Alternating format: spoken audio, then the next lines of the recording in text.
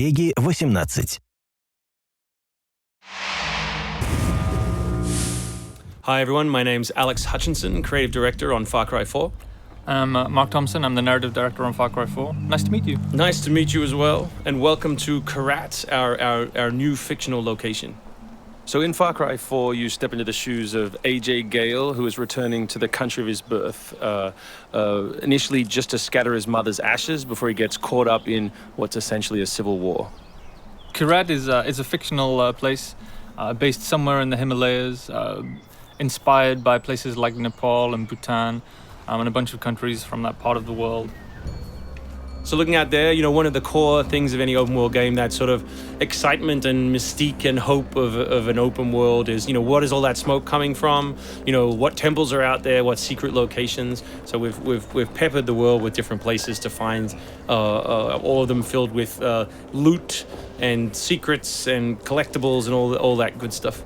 And of course, the open world of Far Cry is densely populated with a variety of different animals, beasts.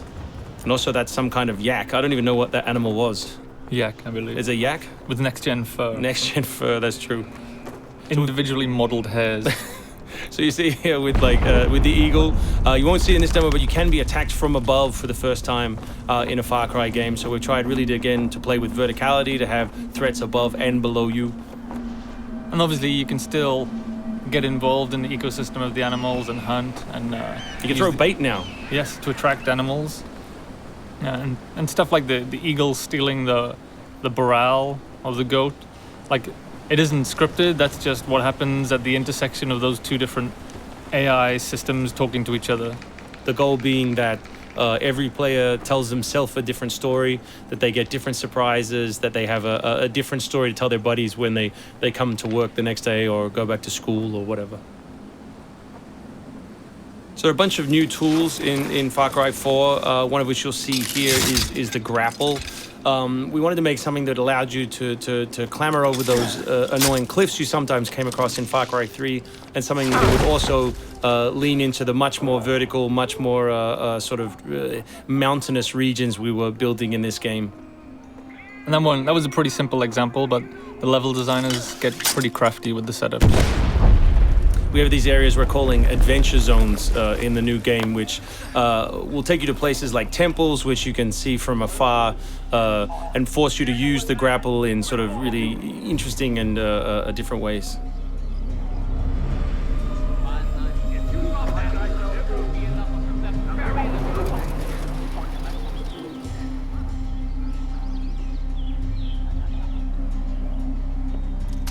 The auto crossbow is a new stealth weapon that we've introduced for Far Cry 4.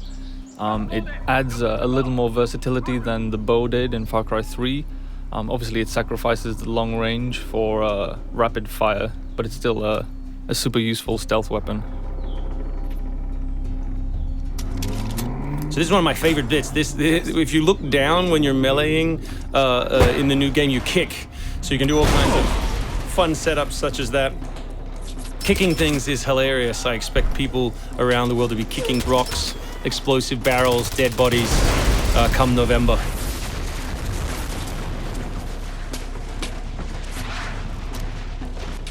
Our goal really was just to provide as many tools as possible, whether vehicles or animals or weapons or goofy stuff, and let people fit them together any way they want. Yeah, and we've snuck a few features in that fans of Far Cry 3 I think are going to be surprised by. Drive and shoot. Yes. So drive and shoot, obviously it's a bit frustrating to be chasing someone forever and have to sort of drive in front of them, pull over and wait for them to get out. So now in the vehicles you can drive and shoot with any one-handed weapon. And you can also do driving takedowns from any vehicle, which I really like. So this idea of leaping from your vehicle into another vehicle, do horrible things to them, boot them out the side, and then continue on your merry way. You can now deliver death without even leaving your seat. So wingsuit is still here, and it's really cool, as you see, and actually when the space became more vertical, it actually became more fun. The mountainous environment means that there's a lot more wingsuiting to be found. And hopefully you won't get it before the middle of the game. You will. Hopefully you will get it before the middle of the game. That's the current plan.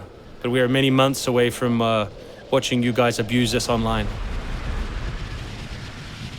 Means that there's a lot more wingsuiting to be found. And hopefully you won't get it before the middle of the game. So here you'll get a look at elephants.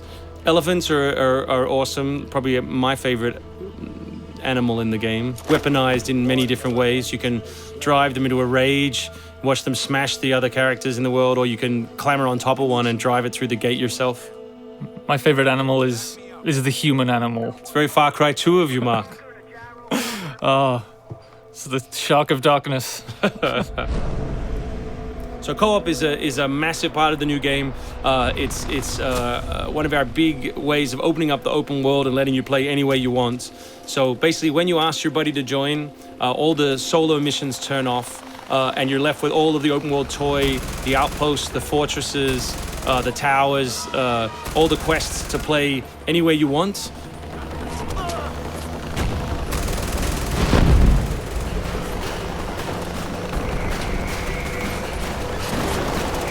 All right, let's do this. What do you think of the Buzzer, Mark, which is a small one-man helicopter? It's very red. No, but it's cool because it gives like this almost like developer perspective on the world. Like you normally in Far Cry 3 you could never really see an outpost, or you couldn't engage with an outpost from this kind of vantage point, which is really cool.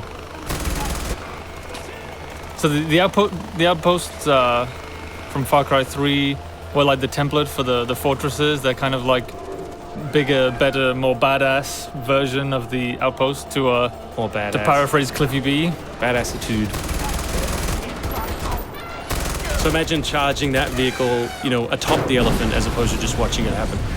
We spent a lot of money on that feature. A lot of money. Perhaps we could have put that in a video. Very expensive. So thanks everyone for watching. We really appreciate your time, and we look forward to showing you a whole lot more gameplay in the coming months. The game ships, of course, November 18th worldwide on PS3, PS4, Xbox 360, Xbox One, and PC.